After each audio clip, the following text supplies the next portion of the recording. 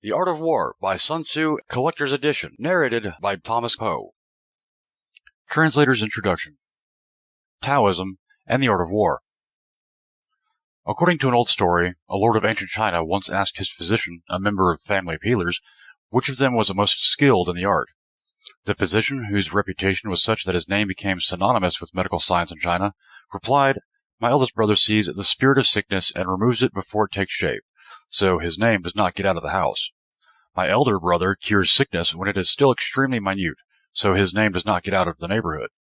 As for me, I puncture veins, prescribe potions, and massage skin, so from time to time my name gets out and is heard among the lords." Among the tales of ancient China, none captures more beautifully than this the essence of the art of war, the premier classic of the science of strategy in conflict. A Ming Dynasty critic writes of this little tale of the physician, "What is essential for leaders, generals, and ministers in running countries and governing armies is no more than this. The healing arts and the martial arts may be a world apart in ordinary usage, but they are parallel in several senses, in recognizing, as the story says, that the less needed the better, in the sense that both involve strategy in dealing with disharmony, and in the sense that in both knowledge of the problem is key to the solution." As in the story of the ancient healers, in Sun Tzu's philosophy the peak efficiency of knowledge and strategy is to make conflict altogether unnecessary.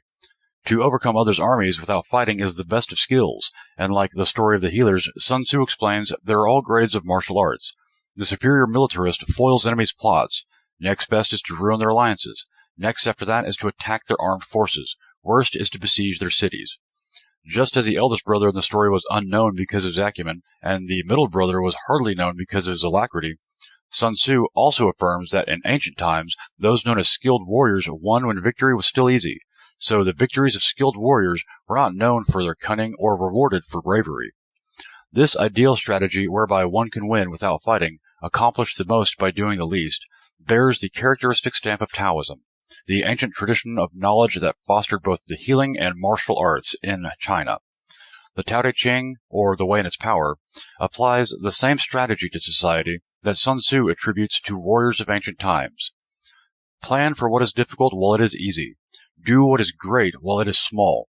The most difficult things in the world must be done while they are still easy. The greatest things in the world must be done while they are still small. For this reason, sages never do what is great, and this is why they can achieve that greatness. Written over 2,000 years ago, during a period of prolonged civil warfare, the art of war emerged from the same social conditions as some of the greatest classics of the Chinese humanism, including the Tao Te Ching.